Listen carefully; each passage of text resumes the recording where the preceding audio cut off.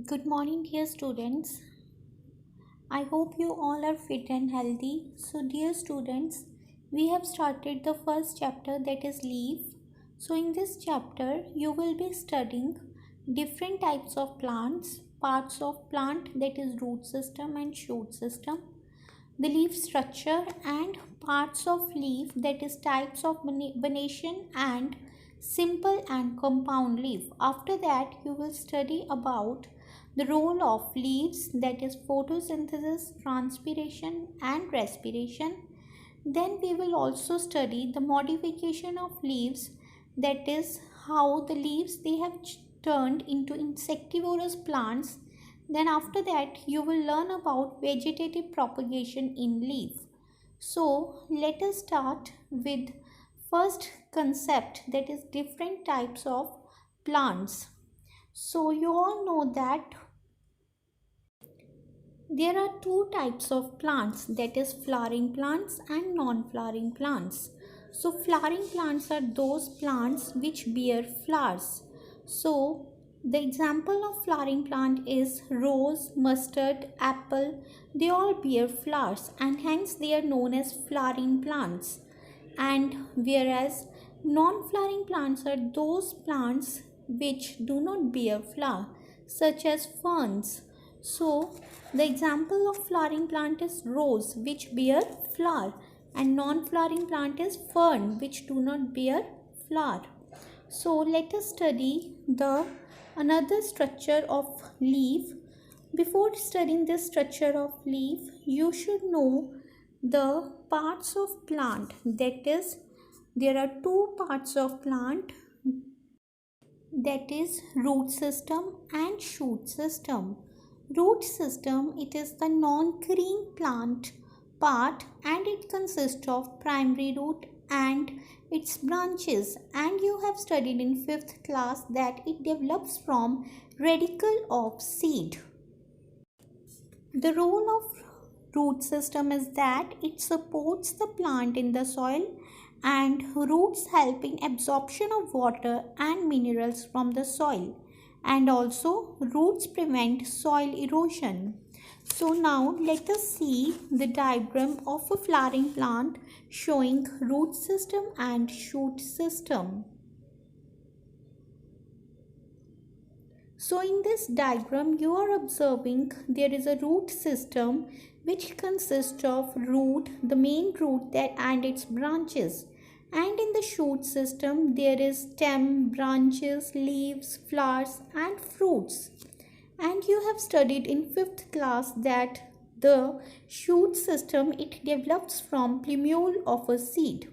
So this is the diagrammatic representation of a flowering plant showing the root system and the shoot system. And now we will see the functions of root system. You know that root system it helps in preventing soil erosion and roots help in absorption of water and minerals from the soil. But shoot system it also plays a major role, such as stem it supports branches, leaves, flowers and fruits and keeps the leaves spread out for sunlight. And stem also transport water and minerals absorbed by roots to different parts of shoot. So this is the role of shoot system. So now you have learned about the role of shoot system and root system. Now next we will see the structure of leaf. So you know the leaf it is green and flattened structure and it arises from the node of stem. So let us see the diagrammatic representation of structure of leaf. So here in this leaf you are observing petiole. Petiole is the stalk of leaf. Then you know that the leaves which bear petiole they are known as stalk leaf, and those leaves which are without petiole they are known as sessile leaves. So next part is lamina. Lamina is also known as leaf blade. It is the flattened and expanded part of leaf. So here lamina, it is supported by a midrib and large number of veins and veinlets you can see in the structure of leaf. Now first here you are observing in the center there is a midrib, which is the middle axis of a leaf blade. The midrib, it is the extension of petiole. Then the lateral branches that arise from the midrib, they are known as veins, and the branches of veins are known as veinlets. And the arrangement of these veins in the leaf is known as venation. So my dear students, here you have learned the parts of leaf, that is leaf, it consists of petiole and lamina. Petiole, which is the stalk of leaf, then the lamina, which is the expanded portion of leaf, and lamina, it consists of midrib, vein and veinlets. This is about the structure of leaf.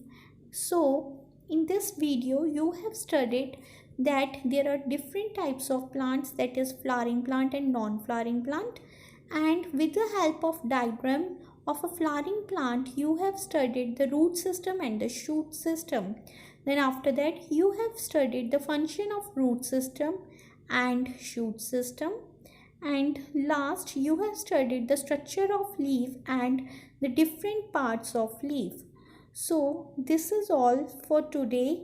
Take care everyone.